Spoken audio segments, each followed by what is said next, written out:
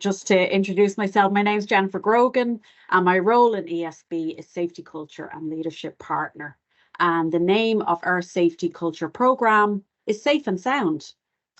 So I'll be kind of bringing you through just a small element of that, which is part of our Adaptive Leadership Academy here in ESB. Okay, so you're very welcome. In terms of content, what I hope to cover is an overview of ESB's safety journey. As Patricia mentioned, I'm about just over a decade in ESB looking at culture, in particular safety culture and health and well-being. And I'm going to kind of tease out, how does that all relate to psychological safety? What is the role of leadership in this space? And the role of all of us in stepping into that leadership space, and the powerful effect of a coaching style or a coaching approach in the conversations that we have with our colleagues to create psychological safety. Why is it relevant to ourselves, to our organization? How can we benefit from it? We'll look briefly at how we can measure it, and we hope to hear any thoughts, observations, or questions you have at the end. Hopefully that sounds okay with you. So yeah, jumping in, an overview of ESB's safety culture journey. Before I do that, I have a slide here that lists just some of the programs here in ESB that we have in place, which are all about creating, maintaining an inclusive, innovative, learning kind of values-based driven culture, so that we remain responsive to the changing world of work. So what I'm sharing with you today is, I suppose, just a snapshot of one program. And that program is called, as I mentioned, Safe and Sound. It's down there, the bottom right-hand corner of those visuals there that you can see. And I suppose that's just one part of the bigger picture of really what creates our kind of culture here at ESB. So I just wanted to bring that up because in your own organization, you'll have a number of different moving parts. And really it's looking at how they all create that big jigsaw piece. Each puzzle, is there alignment there, and how do they build and remain consistent to each other to achieve your own goals and create psychological safety. So the next slide I have here is our safety culture program evolution or journey, might I say. It's a continuous journey of continuous improvement, learning, evolution, what's working, what can we tweak.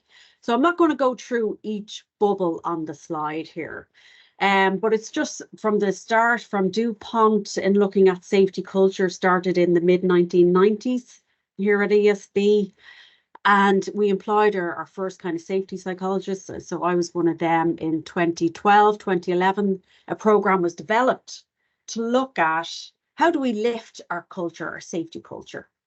And, you know, we designed an in-house program on safety culture, which really looked at leadership and introduced that kind of coaching approach. So that was around 2012 in ESB. And the program has evolved. We engaged with consultants around 2016 in ESB, and they just, I suppose, supported us in creating a program that reinforced the important critical role of leadership, role modeling, the interpersonal skills, the communication skills, the importance of relationship, the importance of kind of coaching conversations. And that's really what I'll be teasing out during this session in terms of its relevance to psychological safety and where our program is at today. And hopefully you'll get some kind of learning for yourselves in your own organizations from that. Okay, I think I've covered everything from that slide. So building psychological safety. How does our approach here at ESB in terms of supporting a safety culture tie into psychological safety? So we'll remind ourselves of what is psychological safety first and foremost. So Amy Edmondson would be a key researcher in this space on psychological safety. And she defines it as the belief that you won't be punished or humiliated for speaking up, for sharing your own ideas, your own thoughts, observations, questions, concerns, and indeed any kind of failure or mistakes that you make. They're all seen in a positive light as a learning opportunity and something to be explored, acknowledged, and appreciated.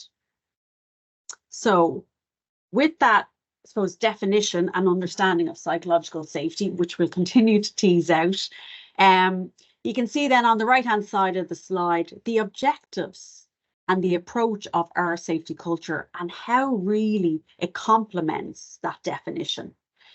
Because our approach, well, really we're getting people to consider their relationship to themselves, each other, their role, their connection with the decisions they make and their engagement with safety, health and well-being. It's about personal responsibility, feeling empowered, having a voice, being able to speak up, feeling included, being recognised for what you do, and appreciated, and the presence of feedback as well, which I know isn't on the slide, but I do kind of bring that into the talk here this morning, the importance of feedback.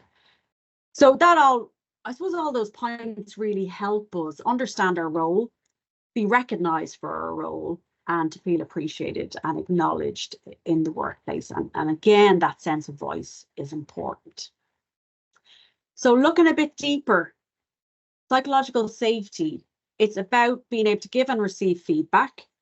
So as I'm going through these bullet points, think for yourself in your own shoes, in your own teams, in your own organizations. Do you give and receive feedback? You know, is that a norm in your workplace? Are you able to raise any issues, concerns that you have without a negative consequence? Are you able to share divergent views? Is that space created to do that? Can you ask questions, silly questions? Can you look for clarification, more information? Can you ask for help? Can you offer help? Can you offer solutions? Can you challenge norms, status quo, how we do things? Can you admit errors, mistakes? How is that?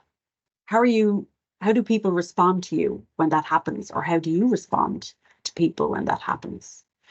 So really what I'm sharing here or describing is a kind of, it relates to a team. It's very much a team construct, psychological safety. How does it feel? What's the weather? What's the climate like in your team where you work?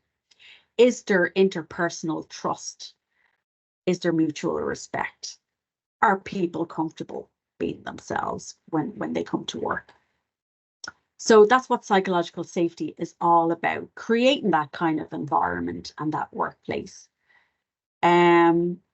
So I've included this slide just to create, again, to widen the lens, the fuller picture of psychological safety, because I think sometimes there's a misperception that it's fluffy, that it's a nice thing to have, not necessarily something that's critical, relevant, timely, important, related to so many positive outcomes, which we look at.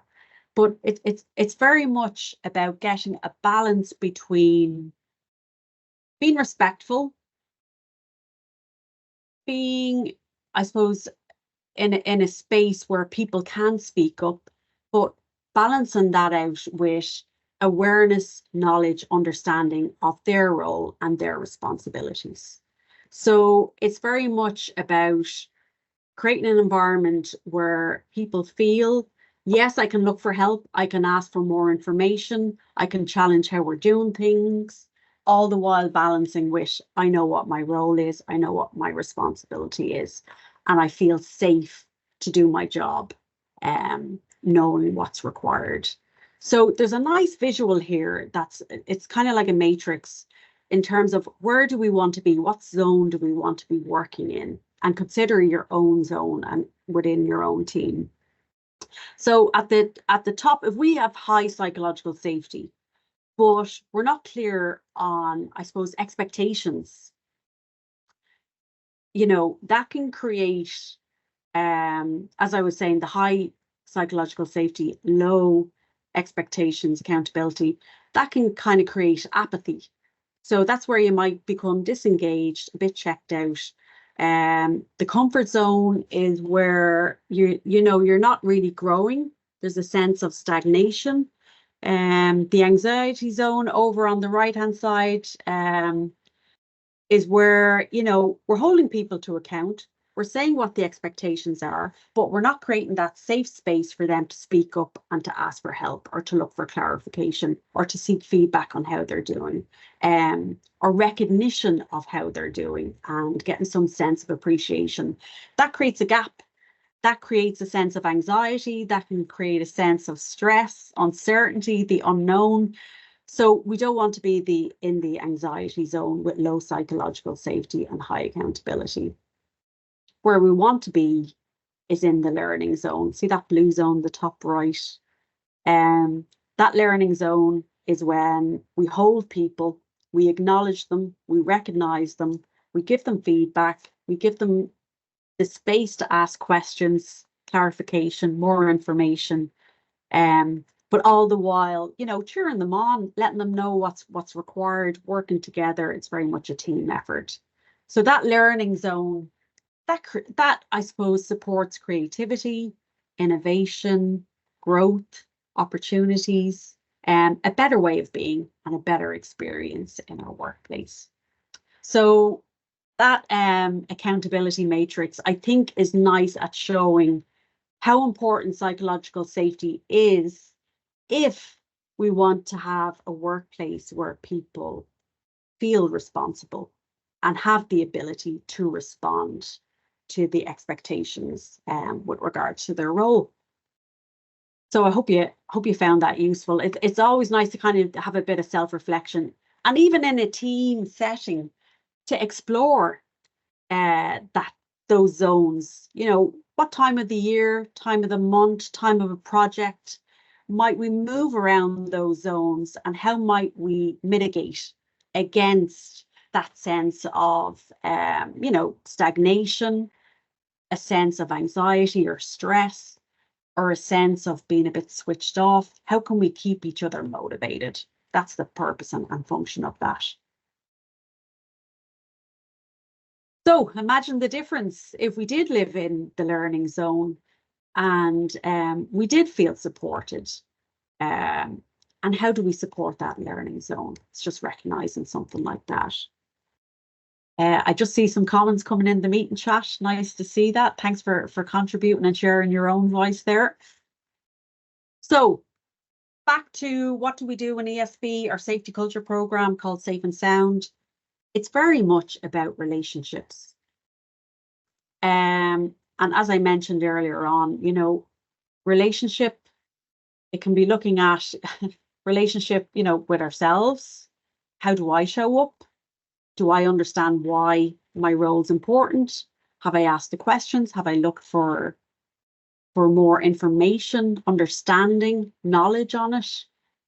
What's my relationship with my team, my colleagues? Do I look to understand them better, as well as understanding myself better, and how that might contribute to a better team climate? And then what about the work that we're doing? What's our relationship to that? Understanding why we're showing up, why is it important, and having regular kind of conversations around that can help us see the bigger picture and relate better to each other. And that then creates a strong foundation, as you'll see the blue at the bottom of that accomplishment triangle, as we call it. Accomplishment, I mean, that can be getting the task done, meeting the vision of the team, the goals of the team. It can be your own personal kind of tasks or mission or vision, what you want to achieve. Are you clear on what you want to achieve on an individual, on a team level? And without the strong foundation of relationships, it's very hard to do that on your own. So as I mentioned, psychological safety, very much a team construct. So how do we work together as a team? How do we support relationships at work? And it can be hard. We have lots of different variables, I suppose, at play in terms of the systems, the processes that we're working in, but also personal preferences. you know, with regard to individual differences. So how do we kind of look at ways to work better and appreciate those differences? Really, the foundation of it is our interpersonal skills, how we communicate. It's such a powerful area to consider in terms of lifting all boats in an organization. How do we communicate? How do we listen? Because really, you can't build relationships and achieve your goals, whatever they may be, without that strong foundation of good communication. What that looks like, the effects of it, and that listening approach. And we tie into our program a coaching kind of approach with regard to conversations that we have. And we'll tease that out a bit more as I go along. Okay, so that was called our accomplishment triangle. It's just looking at how we build on relationships with communication to achieve what we want in work. And back to communication, we very much look at ourselves. It's about holding the mirror up. How do I communicate? Start with myself first. The power of one in the workplace can make a big difference. But how I communicate will impact on how I feel and how I behave. And it will also impact on how others feel and others behave. So it's a multi-level. It's kind of like my own mindset and how I show up and how I talk. Where's my focus? Is it in a positive space or is it in a negative space? And what I mean by that is, if I am in a positive space and I'm recognizing others, I'm listening, I'm sincere, I'm respectful, I'm going to feel better myself, and my colleagues are going to feel better. Yeah. They're going to feel more valued, more, I suppose, appreciated, respected. And that then in turn will have an effect on how we behave, So we'll share ideas, we'll speak up, we'll engage with each other. And I suppose the outcome is better team climate and team working. And that all, I suppose, is in that positive space. And versus, communicating, I suppose, ineffectively in a negative space means I'm not listening. I'm not really turning up.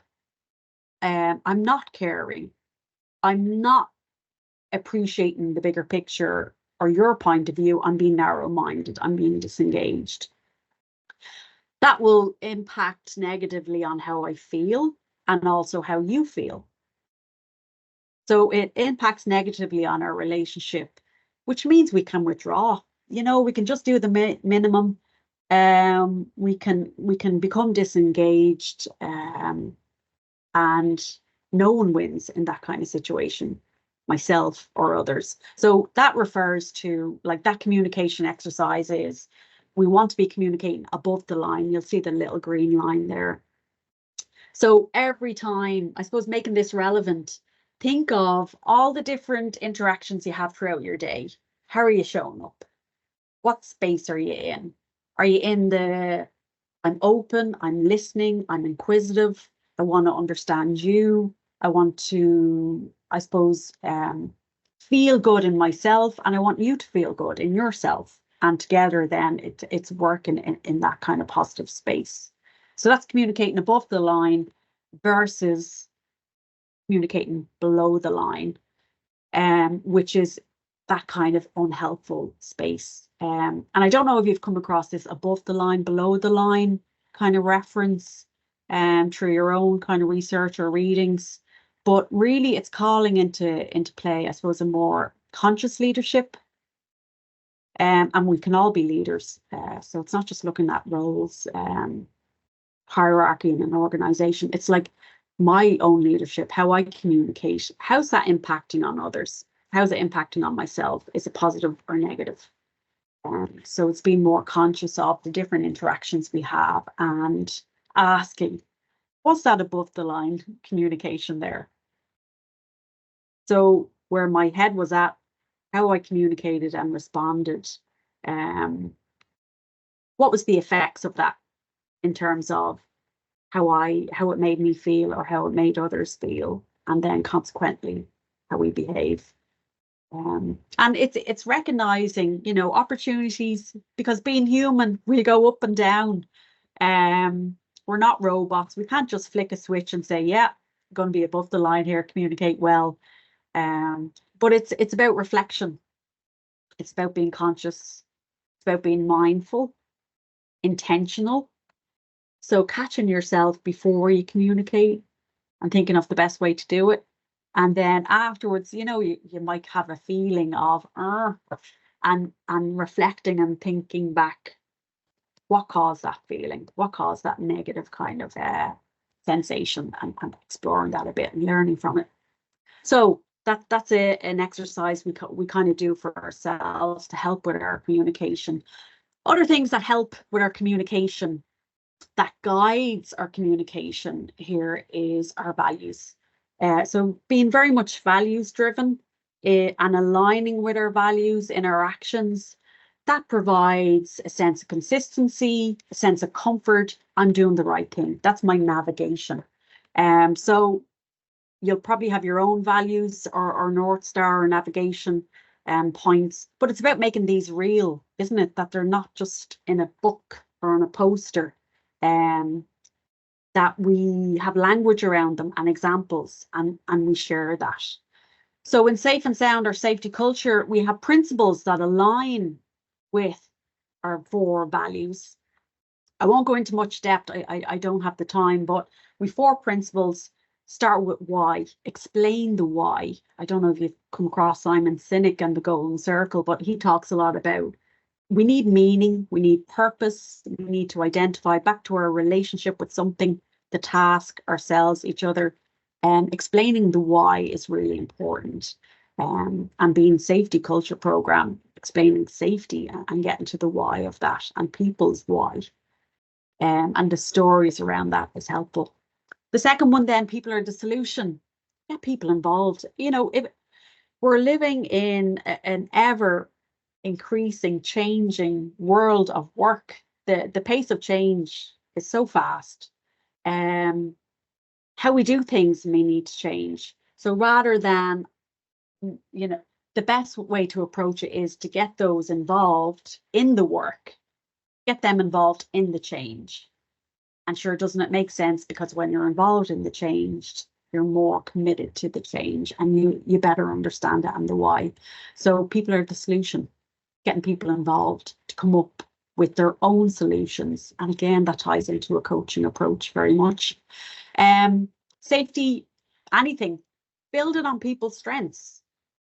So recognizing what people are good at and giving them opportunities to work in that area. It builds self-confidence, self-esteem, self-worth, and their, yeah, as I said, their competence in that area grows when they get opportunities to work on their strengths.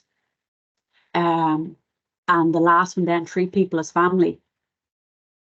We also call that as everybody matters. And the idea of that is inclusivity, looking out for each other, and not being afraid to challenge unhelpful, unsafe behaviours that can negatively impact us in the workplace.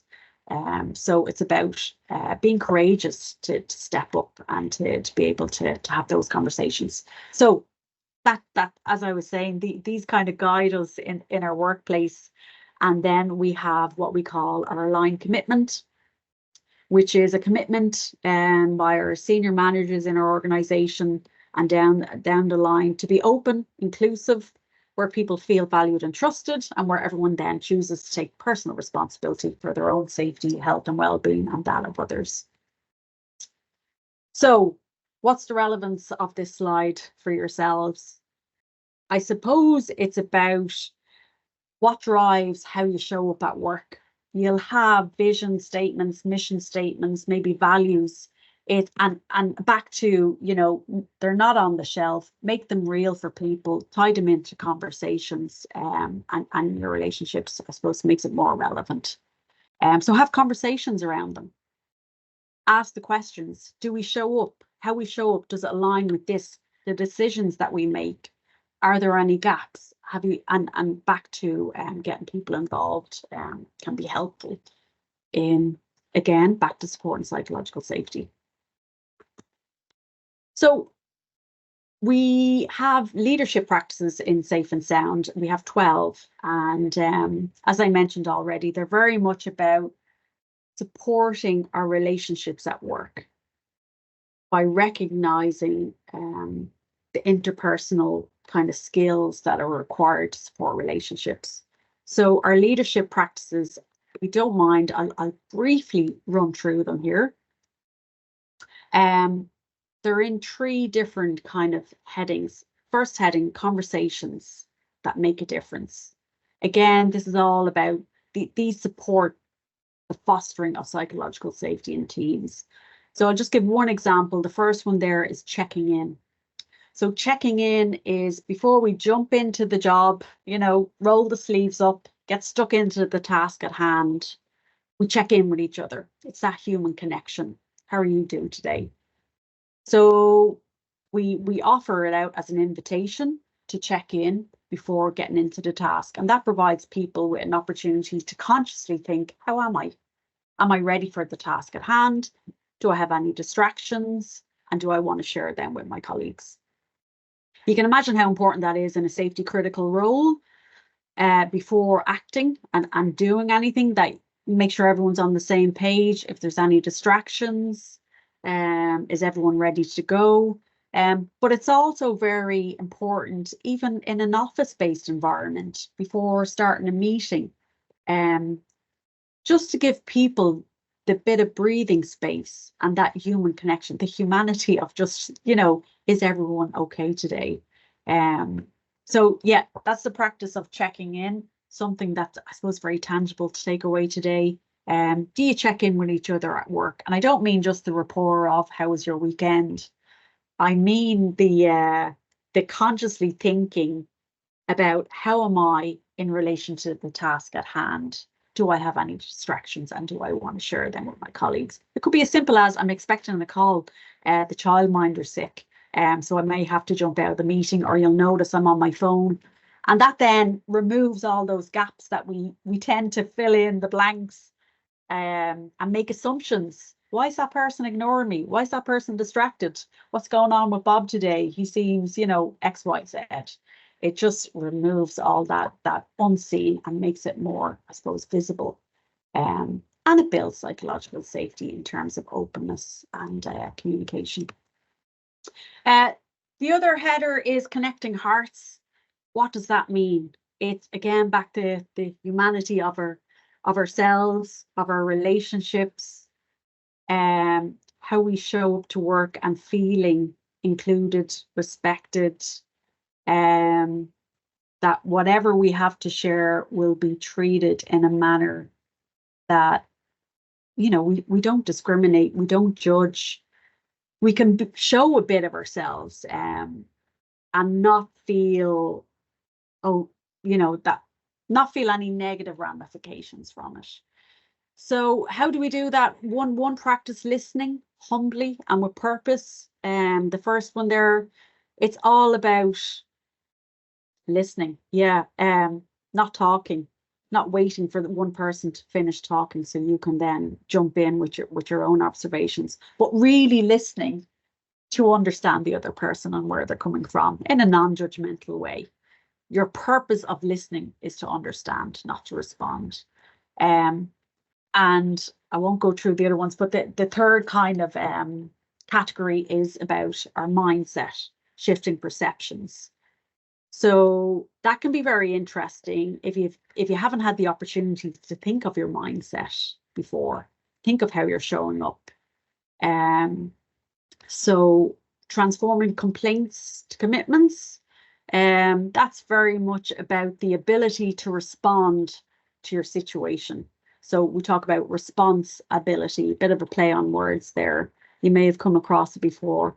But really it's about, you know, where your situation, what's in your control, What can you influence in your situation? What do you have to accept in your situation? So what I'm covering there is CIA, which is very much, again, a kind of coaching tool or a coaching framework for a conversation to help people understand any blocks where they're at.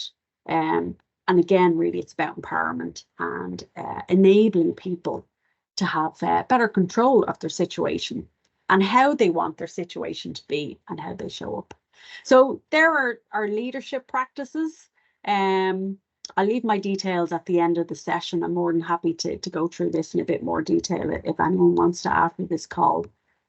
But just a couple of more things to cover before I wrap up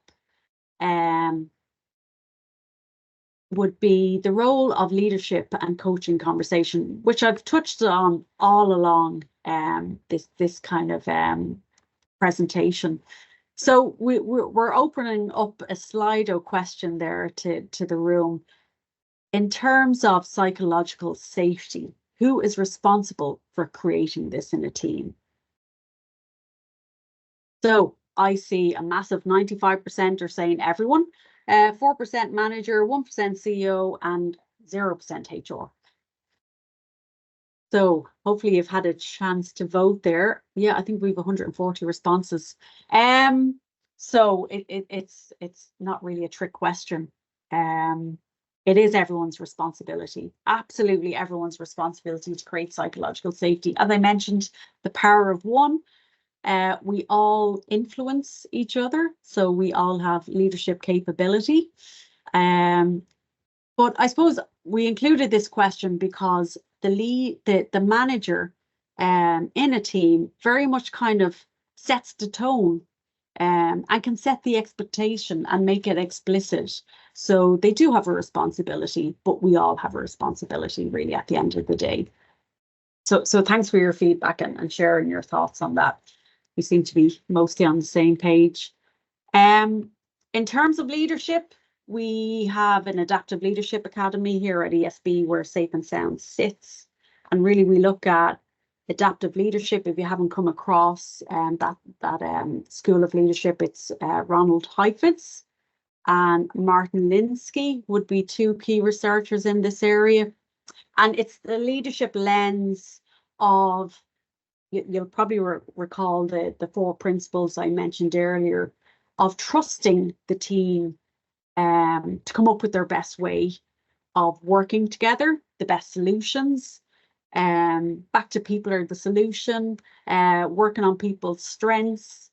So it's very much about motivating the team through listening, your listening skills, coaching kind of conversations, sharing a bit of yourself, sharing personally, as we call it, providing encouragement and providing support to the team. So that's our adaptive leadership kind of model. This slide here just has, what does it look like for leaders? Like, what does it sound like? See the green bubble on the right? It sounds like thanking people for sharing their thoughts, for sharing, a challenging question, challenging the status quo, how we do things, thanking people for sharing any failures, learnings that they've kind of made themselves. It's by sharing that you're unsure, you're uncertain of what to do in a situation. You'd like to hear other people's thoughts and creating the space for that to happen. It's about having kind of coaching style conversations, which would sound like, what would really help here in this situation for you? What would you say to me if I was in your shoes? Or what do you need? Those kind of questions. TED, their TED is just an acronym for, tell me more about this. Or can you explain what that looks like or what that feels like? Can you describe how we might do things differently? So really, it's open questions. Coaching kind of powerful questions are open questions. They're looking for more information, sitting with silence and helping the person explore their own thoughts on a situation. So Amy Edmondson, her book, The Fearless Organization, she talks about 3 aspects in terms of leadership tasks. It's how we frame the work, so setting the stage. So looking at work as learning opportunity, sharing your purpose, the why. She talks about inviting participation, so practicing inquiry, again, asking the questions, listening, showing that you don't have all the answers, creating forums for communication, for everyone's voice. And lastly, she talks about your response. The way you respond is important. So being aware of your body language, expressing appreciation, talking about your own failures, your own learnings, any constructive kind of feedback you get yourself. So there are three kind of categories that she talks about in terms of how a leader shows up and the framing of work, which might be helpful. But this slide just kind of sums it all up. So I'm coming to the end of my session here, but really support and psychological safety is kind of working against how we're hardwired and that impression management that we all have. We all want to put our best foot forward. We don't like, being vulnerable. We don't like people judging us. We kind of have a sense of fear of saying the wrong thing or how we might be perceived or how people might respond to us. So we have to kind of actively work against that kind of psychology that we have. So how do we create opportunities for people to have their voice? We can use tech for anonymous feedback. We can be intentional, create time in meetings for discussion. Maybe not put people on the spot in meetings by saying, Jen, what do you think of that? Because, if you're neurodivergent or you have different learning kind of styles or approaches, on the spot may not work for you. You might like to kind of reflect, to think. So maybe even creating like a Google Doc after a team meeting for people to put their thoughts in. So like a brain share rather than brainstorming in the moment. That can be very helpful for people to ensure that, they have their chance to say something. Devil's advocate pre-mortem. So let's look at what could go wrong and teasing that out. Again, the use of listening silence questions, considering ourselves in those areas. The second one then, leading by example. So modeling healthy vulnerability. So, we talk about bringing our whole selves to work. If that's too much, there's a researcher from Harvard, Sadil Neely, and she talks about mature self-disclosure. So operating in the space of you're talking to a friend of a friend, that really creates a safe space for you and the other person, and this kind of vulnerability loop, whereas I show you a bit of myself, my fears, my learnings, my goals, my aspirations. If I'm showing you a bit of myself and sharing personally, you're going to show me a bit of yourself. And I suppose we get a deeper relationship. So model what's kind of safe for you to do and be considerate with that. I spoke earlier on about checking in, connecting on a human level. I spoke about leaders sharing constructive feedback with their team. What do you think about that? And maybe seeking feedback and agreeing as a team. How do we give each other feedback? What kind of language is safe for us to use?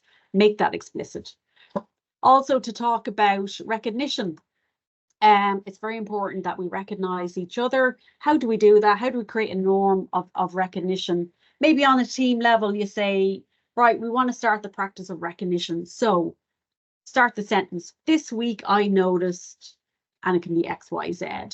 And it's just a sentence structure that prompts us to give feedback. If we're doing that week in, week out, it's creating a norm and a comfort and an awareness of what we're doing well. So that's one prompt there. And the last prompt is, having clearly defined expectations. Back to that matrix of accountability that Amy has in her book, The Fearless Organization. Create awareness of our norms, how we want things to be, make them explicit, and review those kind of shared expectations. And that leads me on to the last kind of slide, unwritten rules in your team. We have a lot of new employees joining us here in ESB. So how do you onboard new team members, particularly if you're working remote and there's a lot of online? Again, working against those barriers and creating good relationships. So this is like an unwritten rules team charter. Something like this for a team discussion. What's okay to do? You know, what's the norms in our teams? There's some examples they're just listed. So I mentioned feedback earlier on. So are the team like setting that standard, that expectation of feedback, what it might sound and some of the language behind it. So yeah, that's the unwritten rules in your team. Again, it's making the unknown explicit. Bringing it out into broad daylight removes uncertainty and anxiety. So how can you measure psychological safety? There's a tool here from Amy Edmondson that I pulled down. You can access it freely. It has 7 statements. You rate them on a Likert scale of 1 to 5. You can do up an MS Teams form as a brief survey that can be anonymous to get a kind of pulse point of psychological safety in your team. Or if you don't want to do a survey, you could just pick some of the questions and have them as a team discussion. So you can measure the presence of psychological safety in your team. This is a brief survey. There's a longer one with more questions, but it is a validated tool from Amy Edmondson and very easy to use. So that might be something that's useful for yourselves. And key takeaways, my last kind of slide. Think of psychological safety as a must, not a nice to have. If you think of the world of work, how we have evolved, we've moved on from just working with our hands to, you know, knowledge management, working with our heads, to connecting it all together and working with our hearts. And what that means is the relationship aspect and the interpersonal space, critical. And I suppose connects us on a deeper level and fosters psychological safety. So look at our own behaviours. How do I listen? Am I listening to understand or just respond? Could I adapt a little coaching approach in how I'm working with others to empower them and give them opportunities to explore their own solutions and way forward? Think of the spaces you have in your team, in your workplace where people can speak up, and think of the best employee voice. And the last couple of points there are feedback and recognition are critical and so important to fostering psychological safety. So think of your own feedback mechanisms and recognition, and not in that formal kind of once, twice a year performance management system, but in the day-to-day, the week-to-week, making it meaningful and having those kind of powerful conversations that make a difference. So this is the outline of my session. I'm going to talk a little bit about psychological safety itself and the evidence from research and why are we talking about it. And then I'm going to talk a little bit about threat, because when you're talking about what's psychologically safe and what's good, you really need to look at the opposite of that then. So why is there any proof that psychological safety is good? And if so, where do we get it from? And how we really get it from is looking at when it's not there. And that is threat, psychological unsafety, if you like, and its interactions with our general health. And I'm going to talk to that a little bit, and then how health influences behavior. And I think there's it's not talked about enough, this area, stress and the mind, brain, body connections.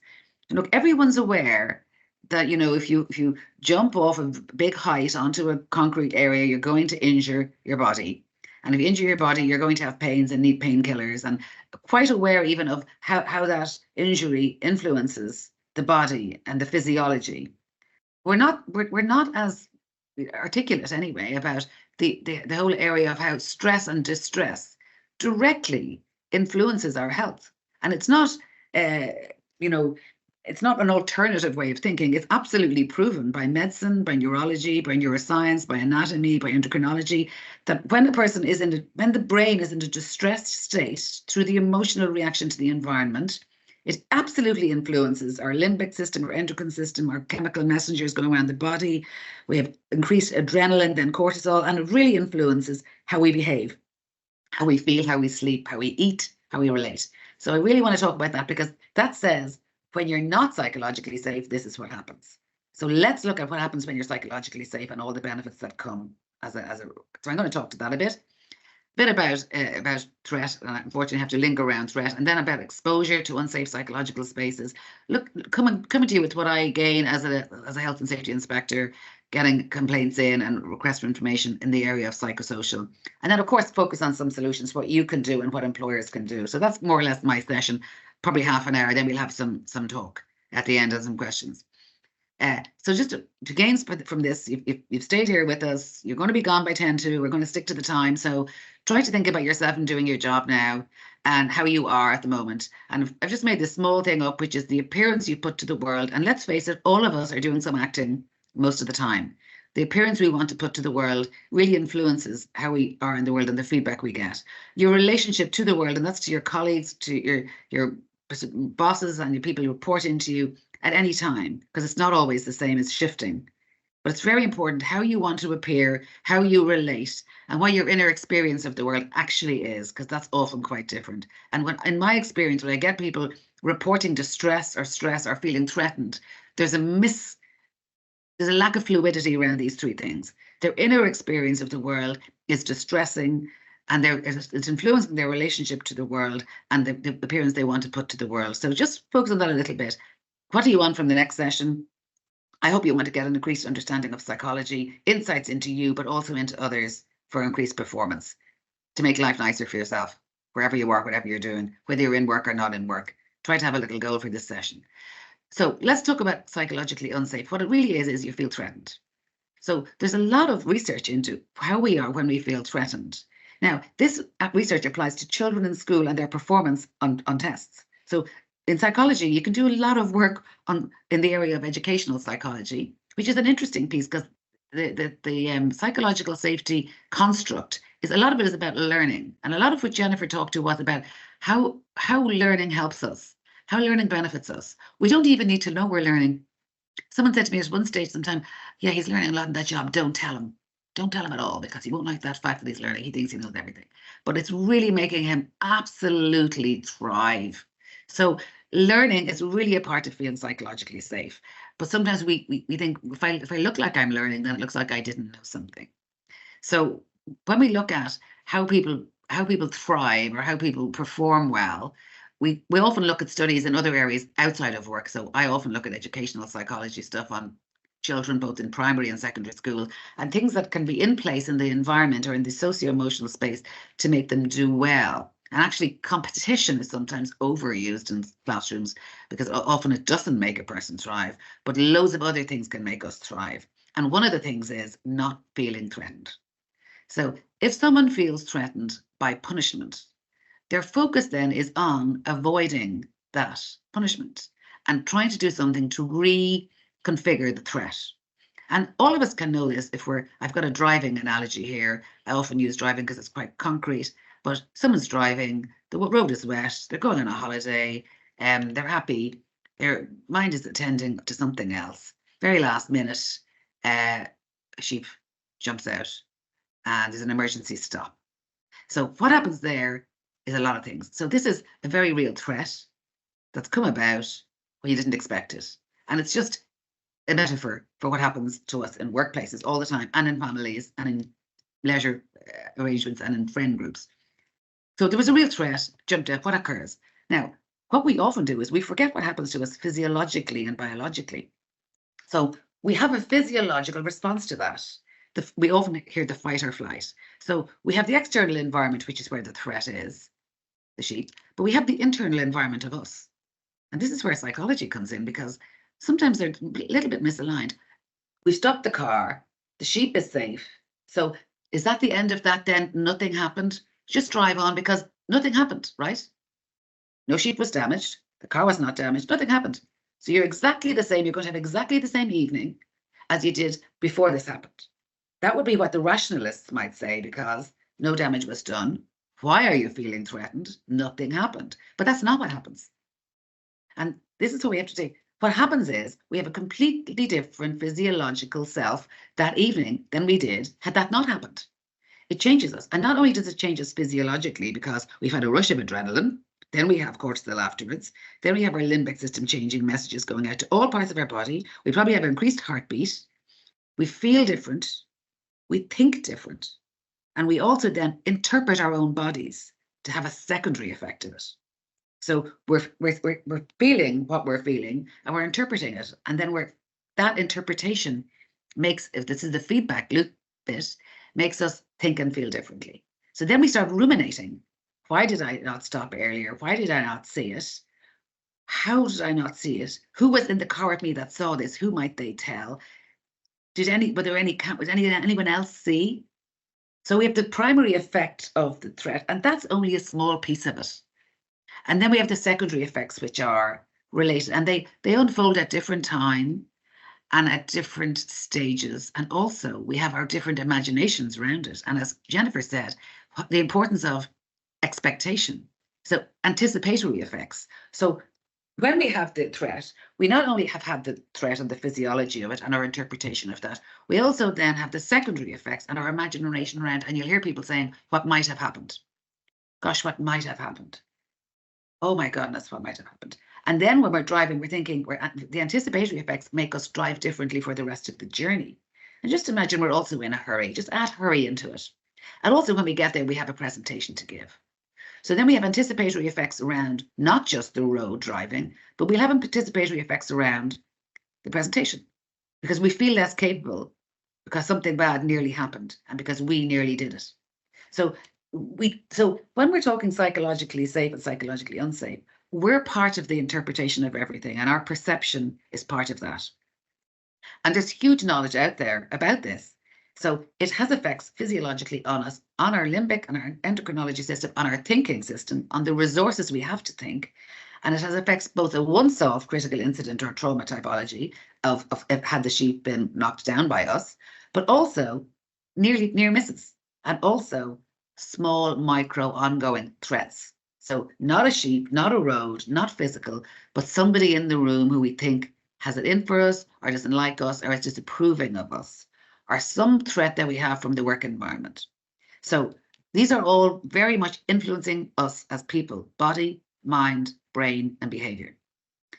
They're mediated by you, but what we know is the context really influences the effects. And what we can manipulate is the context. And that's what we want to do in the Health and Safety Authority, through the employer duties, and also through engaging with employees. And that's what you can do yourself, even if it's just to protect you, but also to protect your colleagues. And as Edmondson says, in team psychological safety, everyone has to really in advance trust that it's going to make things better for them. We're much more likely to buy into something if we think it's something in it for us. Obviously, we want to be seen to be people who want to buy into something where there's something for the team, but that's probably secondary if we're all honest. What we really want is to feel better ourselves. Nothing wrong with that. Oops, I'm trying to move this slide on. There we go. So the other thing about threat is, so again, threat is just the opposite of psychological safety. So if we don't have psychological safety, we have varying degrees of threat. And we behave differently when we feel threatened. So how do we behave when we feel threatened? If the person is driving to Mayo in the car after the near miss, they're going to have more high surveillance orientation. So if this is in a workplace context, it may well be that they're looking for causes. They're highly surveillant and looking for causes of what might happen or what might have happened. Usually when we feel threatened, we have a sense of rushing. And we know from our research that we did in the Health and Safety Authority with the SRI some years ago, that rushing is a cause of accidents. Juggling and rushing are causes of accidents. So if we have a high surveillance orientation, we're feeling threatened, we don't really know where the cause is. A person feels much less threatened if they know what the cause is, because they can articulate internally how they can manipulate that cause to some degree. And also knowing where it is or thinking we know where it is, but not knowing at all where the cause is. If you can imagine, you're hearing a loud noise, you're in the house, it's dark outside, you don't know where it's coming from. Where you're hearing loud noise, you know it's coming from the boiler because the boiler is not doing great. Okay, it's not a nice noise, it's interfering, but you know where it's from. So shortcuts is another thing we do when we're feeling threatened. Feeling a threat with the team I'm working on, I'm going to take some shortcuts. I'm not planning to take shortcuts. I don't report that I take shortcuts. I don't really know that I take shortcuts, but in fact, I do take shortcuts because that's what stress does to us. We haven't got the same resources that we would have if we didn't feel threatened. We will make more errors in how we plan and think. And how we will make more errors in how we plan and think is directly related to physiology. Because when we look at the brain, we have various parts of the brain. The hypothalamus has a key role in regulation of our physiology. So how our metabolism, sleep, feeding works, hypothalamus. If we look at something to do with the ventral striatum part of the brain, it's involved in positive motivation and reward. Another part of the brain is the anterior cingulate cortex is involved in cognitive emotional interactions. Prefrontal cortex is involved in another information processing. Amygdala, hippocampus. So these are areas of the brain that mediate our fear response threat and also how we feel and behave. And the messages go around our body and from brain to body. So they influence how we are to other people. Other people don't know that we nearly ran over a sheep, or that we had a difficult day, or that we feel threatened. Because usually we don't pretend we're feeling threatened. But it really influences how we behave through absolute physiology. So we have a reduction in socio-emotional consciousness when we're feeling threatened. I don't have time to be nice, people might say. And we have a reduction in the capacity to enjoy things. Now, when you're out enjoying things, you will feel better the time after that. When you come back from a holiday, you might think it's dreadful being back, but you're usually a better self. So fun and joy and being able to fully hear, see, feel, be in the world makes us better people. So just think in this slide, all of these things where we have smaller threats that are micro threats influence us in this way towards the negative. We don't have the same energy to be decent people. Our perception of time alters. We take shortcuts and our executive planning is interfered with. This is all borne out by research. This is not something that I'm making up here. So this is something that we know. And yet we still allow situations to arise where people are being kind of quasi-threatened in order to get them to perform better. Quasi-threatened to make them better in the team. Really, there's no place for threat if you're looking for high performance. It hinders all performance everywhere. When your children in school, if they're threatened to do well, they won't do as well. They might do as well in the first test, but long term, they won't perform as well because they're performing to someone else's tune. So it interferes with us both sporadically and long-lastingly. And sometimes when we're threatened, we then are cued to that place of threat or that time of threat or that situation. So it may well be in a workplace that a certain manager or working with a certain team or working on a certain project or working on certain tasks cue us to feel stressed or distressed. It's not always known to ourselves. So we're not the most reliable reporter on our own distress and stress. So if you're talking psychological safety, you'll have people who feel psychologically safe in an unsafe environment, and you'll have people who feel psychologically unsafe in what actually is a safe environment, because the mediator is the perception of the person. So what we need to do is a few different things here. We need to do, as Jennifer outlined, have a different approach and attitude, but also accept the fact that stressing people and introducing distress and threat is not conducive to a longer term, high-performing, well-rounded, happy, productive, not conflict-free, but conflict-savvy team. So all of these things work together. They reduce capacity and they're coming from threat. So how do we assess this threat? Well, one of the ways we do it is our own work positive tool, because if you look at Amy Edmondson's and all the other researchers on psychologically safe teams and psychological safety as a construct, basically it's about the climate of the team. A lot of it is around the climate of the team. And reading something there last week, there was a piece of work about different individuals who don't display behaviors which are pro-social or which are team-oriented, which are open, listening, non-conflicted, all the aspects of behavior that Jennifer outlined. But you can still have a very productive, psychologically safe team with those people on it. And as I said earlier, it's partly because we copy.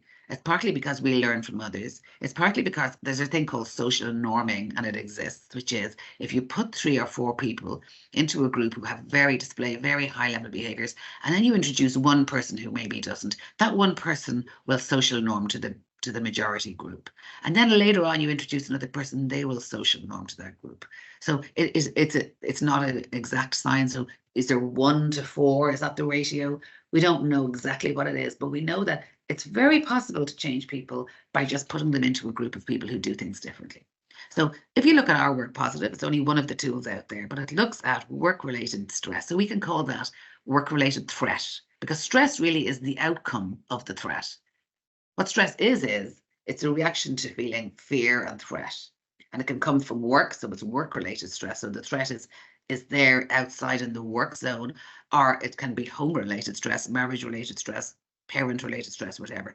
And the thing is, we don't have a great way of differentiating one from the other, and neither does anybody else, because we bring our personal selves to us at work and our work selves to us at home. But obviously, there's interrelationships between the two. What we look for is work-related, and we're here today to look at work-related issues. But no doubt, if you're bringing huge threat from home, it is going to play out at work. And what often happens is if you're in a very threatening situation at home, you will perceive things in the workplace that are non-threatening for others as threatening, because you're bringing the threat prism with you. And that's another piece that we'll talk to in a minute. But if we look at, nothing is only located outside of ourselves. Everything is located in the interaction we have with that thing, or with those people, or with that event, or with that journey.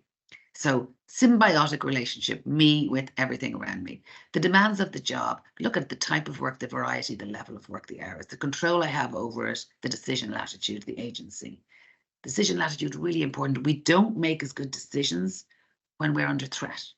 So you're giving someone a decision for a very important project. They have to make the decision. How should they be making it? Consulting with the team. Will they do that if they feel psychologically safe? Yes, they will, because they'll be able to say, I'm not sure. Great, 3 great words. I love them. I'm not sure. Another one, I don't know. Do we say it that much? No, because you're supposed to be sure and you're supposed to know. So there's a lot of pretending going on. But if you have a psychologically safe environment, you'll know that they know. That's what it is. You'll know they know you don't know. And you'll know that's okay, because you'll know they don't know either. So it's not that everybody doesn't know anything, but people need other people. And it's a much better decision if it's made by a group of people who will think independently and freely and honestly and give their opinion, rather than groupthink, which has been responsible for very many errors, both in Ireland and in other countries where there's been big errors found in systems of work, big errors found in how people do things, huge errors not picked up by people whose job it was to pick it up, because of groupthink, because of fear of speaking up, because of fear of being different, fear of being pointed at, fear of being threatened. So it's a way better work organization, and it's a way better family, and it's a way better gym, or it's a way better committee if everyone feels they can speak up, because they'll make better decisions. Support from peers. This is a huge part. This is built into Work Positive. Peer relationships, peer and manager support. It's one of the constructs within the tool, and it measures it for the time and place. And basically, if people feel I'm supported by my peers, I can speak up, I can ask for help by my peers, my managers, I'm not going to be degraded if I do, then it's going to be a lot more psychological safety. It's correlated directly with psychological safety and trust in peers and leaders. Relationships, are they good? Are they conciliating? Are they conflictual? Now, there isn't anything negative per se about conflict in relationships. In fact, conflict in relationships just means I don't agree with you. I don't think that. But you think that, tell me more. Okay, I still don't agree, but I take on board what you're saying. Let's see what others think.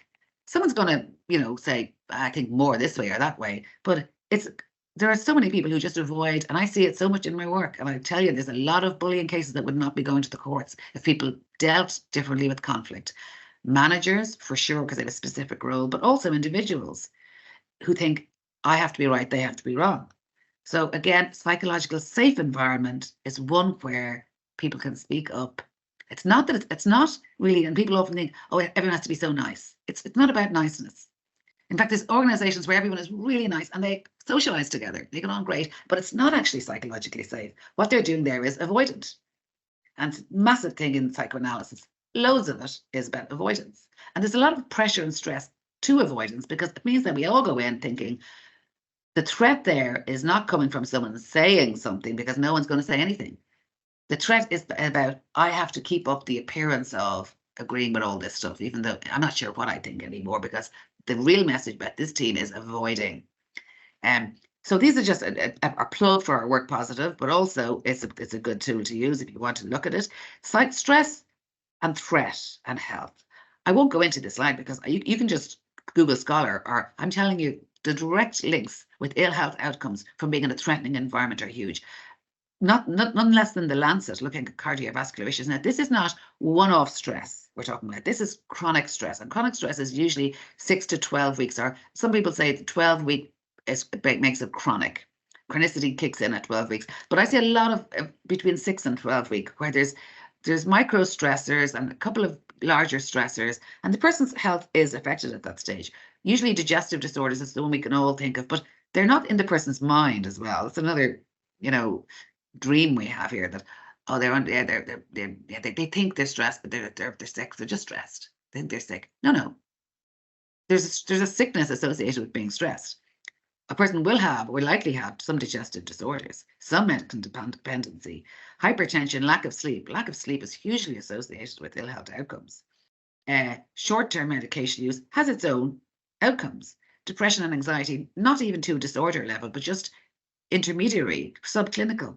So there's huge effects directly on the body, on the health of being threatened, feeling threatened. Micro threats every day, not a big threat, a small threat, like fear of being shown up in the group, fear of being humiliated, fear of being disrespected, fear of not knowing enough, not being able. And that's why in the HSA we say you must have people trained for the job. You must have people recruited into the job they're recruited for, and doing that job, not a different job.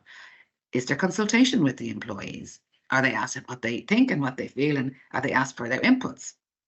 So even though this is quite nebulous stuff, it's very directly linked as well to being healthy and safe in work. Obviously, there's secondary effects and disorders that are associated with being threatened, and huge number of psychiatrists and people in institutions and clinical people working with people with psychiatric and psychological issues that are long-term will tell you that it does emanate usually from a threatened environment. It can be threatened from childhood. It can be a threat that came in adulthood. It can be from personal or professional lives. But all of the news about stress and distress and ill health comes from threat. We have a fight or flight response to threat. And we often then, when we get a threat, or we sense a threat, or we perceive a threat, that reaction goes into overdrive, and we can't then stop it.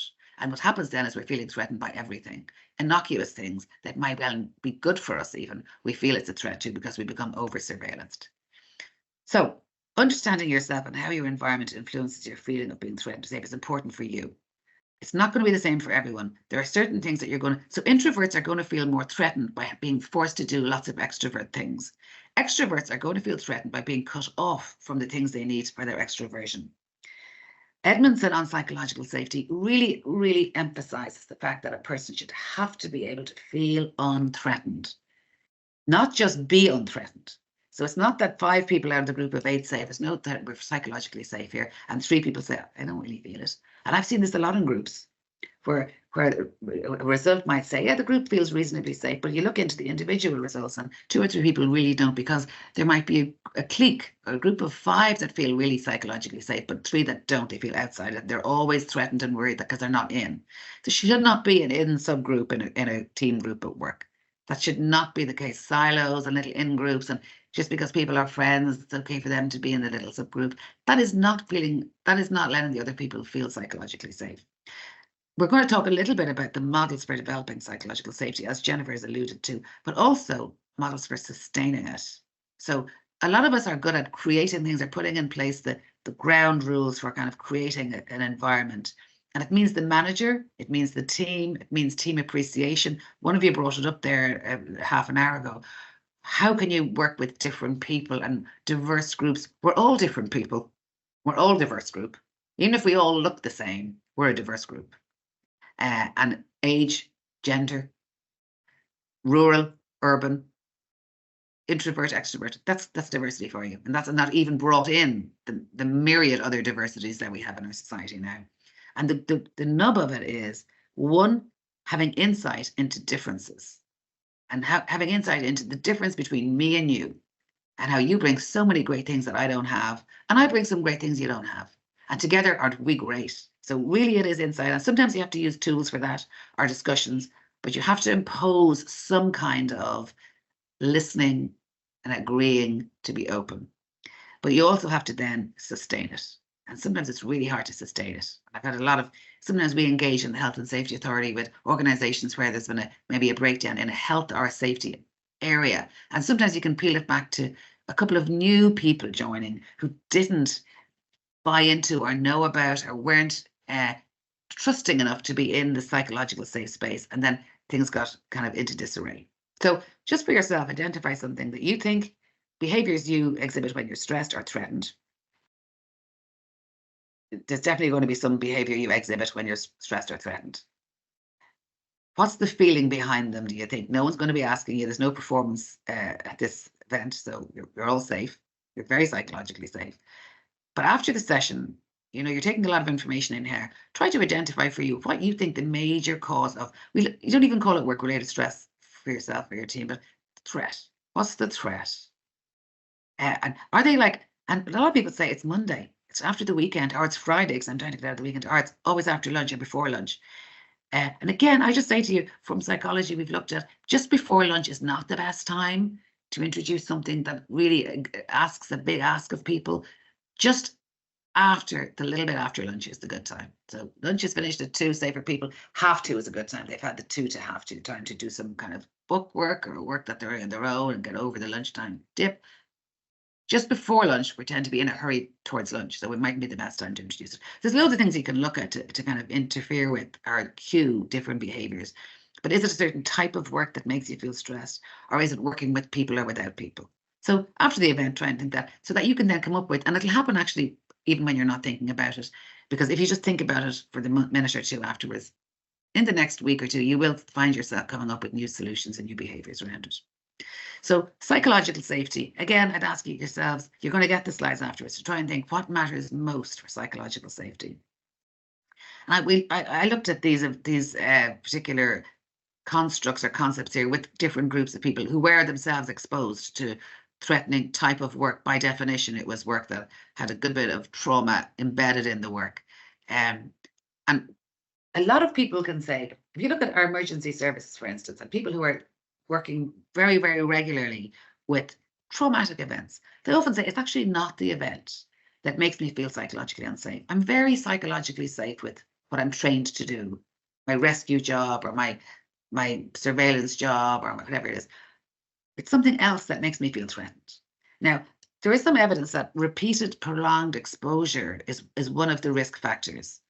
So that is almost below the line exposure, but it's ongoing always.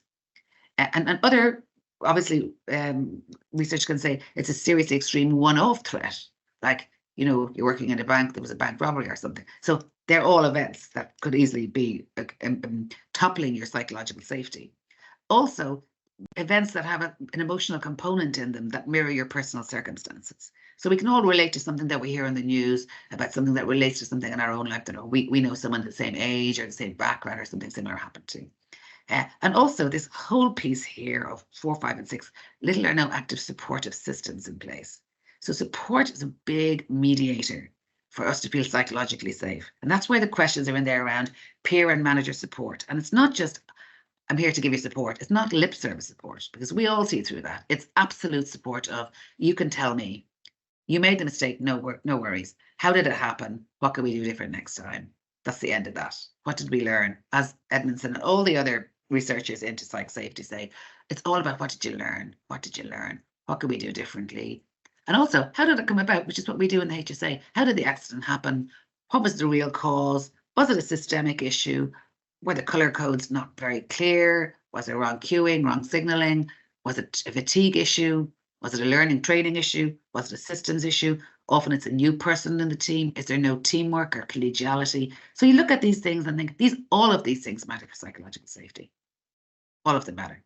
Some of these are more technical than others, but they all are important. We know that these things matter to a new employee or someone in a new role. This can make someone anyway feel not psychologically safe because they don't know how safe they should be, right? Now, you can do induction and say you're going to be safe, but you don't really know how safe you are. So again, around new employees, very important about induction into the culture and climate, and somebody who's doing a new role. We often kind of ignore that a little bit and think, well, they're here 20 years, so that's okay. But they're doing a new role now for the last 1 year. So are they clear about their role? And are other people clear about their role? In the context, we're doing the job. The time of day, the day of the week, and rushing and juggling. They're all risk factors. Our enemies for psychological safety are denial, dismissal, avoidance. All of these things. It didn't happen. No, it didn't happen. We're all fine here. Okay, it happened, but it's not important. Or what? That's the avoidance one, huh? No? So we do them, and we're all doing them at times in our lives, but really for psychological safety, you're trying to create a culture that doesn't happen. The challenge of hierarchical power misuse, which means nobody can speak up if they don't agree with me. Obviously, that is not going to make for a safe place of work, either physically safe or psychologically safe. Groupthink, which I've alluded to before, where everyone has to agree, it nearly should be. And we did some exercises before where we had who agrees or disagrees with this, and coming up. It's a good idea to do in a team something that isn't work related, agreeing or disagreeing with a statement, and putting up statements which are really not too contentious, but also where usually there's 50-50 going both sides. Like everyone agrees that killing is wrong, so you don't put that up. But if you put up something that's going to have a bit of an argument, it's really good to see how people debate, and afterwards to say, so reflect on yourself. How did you debate that? Did you spend more time talking or listening in that last half hour? How many people did you listen to? Who did you listen to longest? Did you make eye contact when you listened? So you're just letting people reflect on how they deal with differences of opinion. Old habits die hard, so we do get into habits, and that's why we need to kind of do retraining all the time for people in groups and in teams. So what we say in the authority is about risk assessment and control measures. That's the framework, but we also say psychosocial risk assessment. So risk assessing for how the climate is in the organization. It's a model for oversight. It's not something to keep in a drawer and have on a paper. It's really a model to have a system of work. How do you do the work?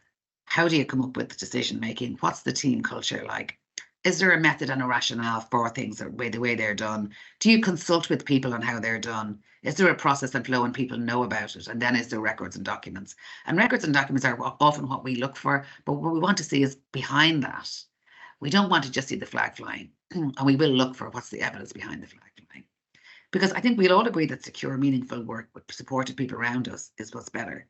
So when I'm talking about the stress, the distress, the threat, the effects on our body, the absolute proven effects on our health, and then the effects of having bad health on us, secondary effects, and how we then view the world of work that's damaged us in this way, that's damaged our health, not good. Not going to make us happy at work, not going to make us healthy at work, and not going to make us perform and be productive colleagues at work. So it's all there for us. We really do know it. We have to make little efforts to make it a little bit easier. These are really the processes, and they're very much part of the whole piece of safety, psychological safety. How we communicate and share, how we make sense of the work we're doing. If people feel their work they're doing is nonsensical, they can't understand how it fits into the overall world that they're inhabiting.